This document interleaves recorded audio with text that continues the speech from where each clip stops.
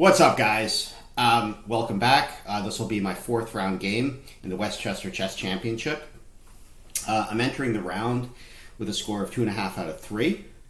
Last round, I got my first draw of the tournament, meaning that I lost about 5 or 6 rating points, but I should still be over 2,000. So last week, I played a very interesting game against a kid. She was about 9 years old and about 1,700. So this week, I was also paired against a kid of the similar age and strength. I think he was about 10 or 11 years old, and also rated about 1,700. So without further ado, let's hop into the action. We played a Nimzo Indian.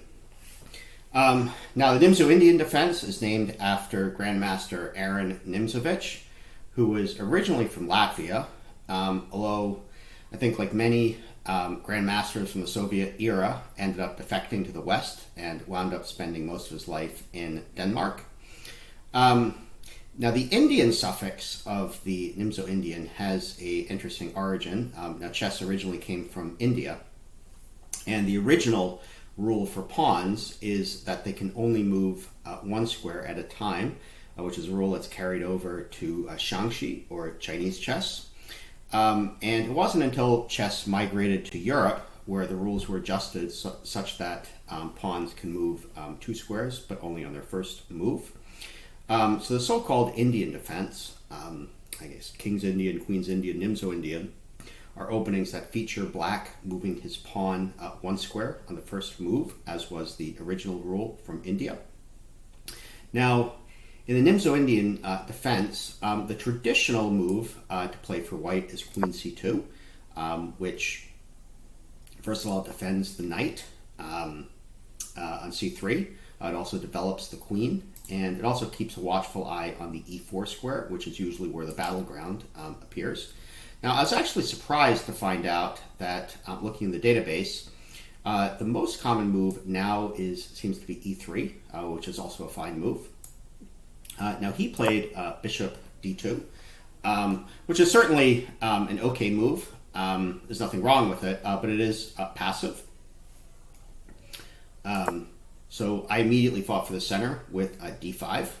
Now, it might appear that white can win a piece here with the move queen a4, which has a fork against the king, as well as attack the bishop. But black has a response, knight c6, which interposes and also defends the bishop. Of course, the knight would be poorly placed on the c6 square, blocking the c-pawn, but at the same time, white's queen would also be misplaced, so this would be about even. He didn't do that. He just played e3, castle, knight f3, and now I developed my knight to better square in d7, where it's not blocking my c-pawn, bishop d3. And as is very common in openings that include a double queen pawn, black would usually want to wait for white to develop the bishop before taking the c4 pawn, which forces white to move his bishop twice and lose a tempo. And he took back. Now, black typically has 2 plans, these types of openings, to contest the center. One is e5, one is c5. Both are actually okay plans. In this case, I chose to immediately attack the center with c5. He castled, and I played b6 with the intention of developing my last minor piece. He played a3 to kick out my bishop. I'm forced to trade. And as is very common in the Nimzo Indian positions, typically the fight is for the e4 square. And I immediately got into e4 with my knight, going after the bishop pair.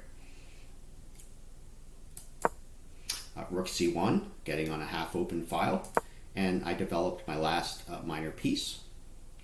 So now we're coming to the end of the opening and transitioning to the middle game.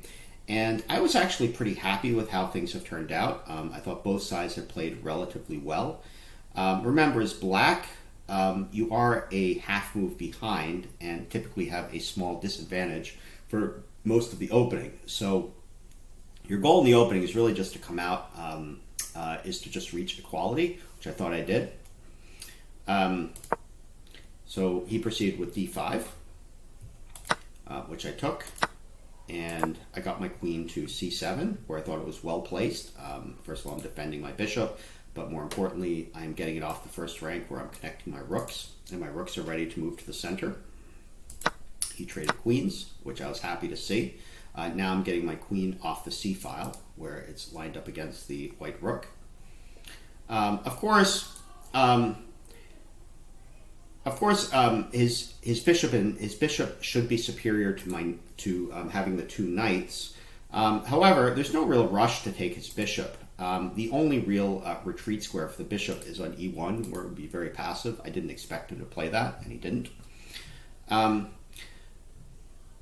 So he played queen c2, again connecting his own rooks.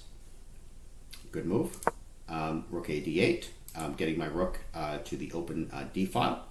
And here white should just continue with trying to contest the d file, probably with a move like rook f to d1. However, fortunately for me, he made his first mistake of the game. Knight e5. So there's really only two moves to analyze. Now I could take his bishop, of course, but much stronger is to take his knight, because once he recaptures with his bishop, he's giving up the defense of the d2 square, which I immediately infiltrated with my rook. So this is getting a tempo on his queen. And after his queen moves, I can swing my other rook around, and now I have control over the d file. So black should be a little bit better here. I think the engine gives me about half a pawn. Played f3 to kick out my knight. Now I have to be a little bit careful here. One thing I had considered, and when I saw this from distance, if I move my knight, let's say to g5, remember this pawn is pinned, so he can then recapture. He can then capture my c pawn. Now, as turned out, this won't work in this exact position because I can swing my queen around and attack. But it's certainly something I have to be cognizant of. But in any case, I felt it was better to give him a Zwischenzug, rook d3, attacking the queen, and thereby vacating the d2 square for my knight. Now, incidentally, I think the engine prefers that I play rook d5, and it gives some kind of more complex line. The idea being that the bishop now has trouble getting into a retreat square, where I can attack it with the knight. But in any case, I just played rook d3, forcing the queen to move again.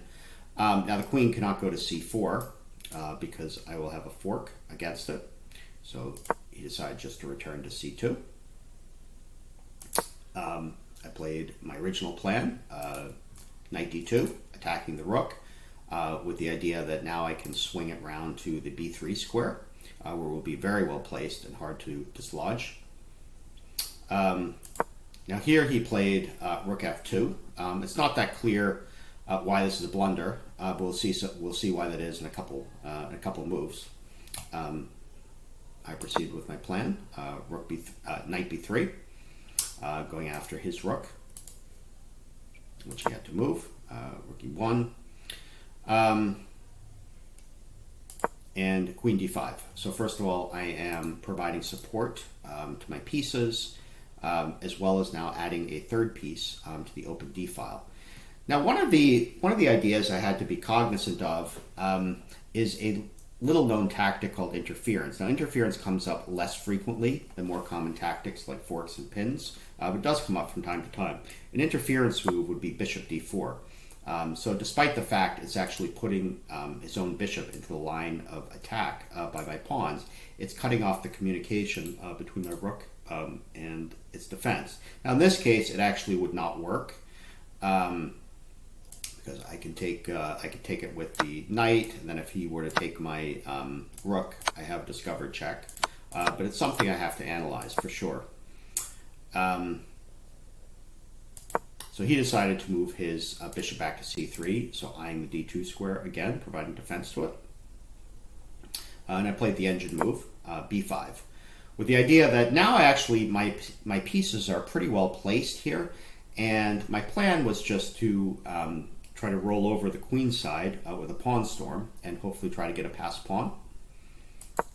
So he played e4, which is certainly a good move, but I was happy to see it because now I don't have to worry anymore about any interference shenanigans. If he ever were to play bishop d4, I can just simply take it with the rook. I played queen c4, bishop e5, offering a queen trade. Of course, in this position, with white being so tied down, a queen trade can only benefit white. So I correctly decided to move the queen back, and he moved his bishop back. And now I got an a5, again continuing with the plan. And now I have a serious threat. If I were to get on the move b4 here, his bishop is actually trapped, has nowhere to go. He'll be captured next move. So he played f4, with the idea being that if I were to play b4 to go after his bishop, he also has a swish and zug, f5, and once my queen were to move, let's say to here, then it would now vacate the e5 square as an escape square for his bishop. So instead I played another good move. This is the engine move, f6. Ben Feingold would be very proud of this move, by the way. The idea being that I'm now cutting off the e5 square for the bishop. Now there are a couple moves I had to analyze. So one of which is, I plan to go to queen c4, and then if he gets in e5, I can then proceed with b5, winning the bishop, b4, winning the bishop. I also had to analyze e5 with the idea of trying to open up the e-file for his rook. So I was planning to play f5 in this case. So despite the fact I'm giving him a protected pass pawn, I've actually blocked up the position, and he'll have a lot of trouble still with his bishop. But in any case, he ended up playing rook e to e2 with the idea of creating an escape square for his bishop. So, however, this turned out to be a mistake. So if you want to, you can pause the video and try to figure out what black should do. Okay, welcome back. So this was actually an unusual tactic. It actually took me a minute to see it. But I think it's probably the first time that I've actually won a game by playing knight a1, either as white or black. And strangely, the queen is trapped. Has no escape squares. Of course, if it retreats to the first rank, I do have rook d1, winning the queen.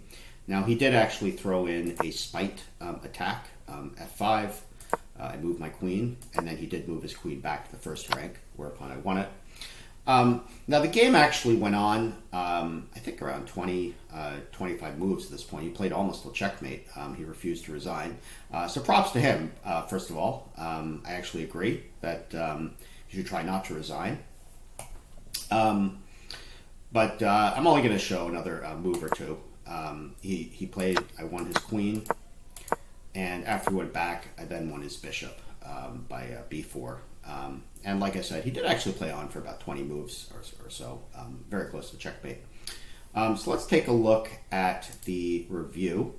So I got my best score so far of the tournament. I think given my rating of about 2,000, I should be happy with any score over 90, and I did get a 95.3 for this game. Surprisingly, he actually got a high score as well, 87.9, because he actually played the opening quite well, and it wasn't until the middle game that he started to make a couple of mistakes. And if you remember, that was one of my comments about playing kids, is that their strength tends to be weighted towards the opening. So overall, I'm pretty happy with my play. I'll be entering the 5th round, which is a penultimate round, with probably, I believe there's about 5 or 6 players now tied with 3.5 out of 4. So I'll probably be playing someone rated stronger, maybe 1900 or 2000. So I'm definitely going to have to bring my A game if I hope to do well in the final 2 rounds of the tournament.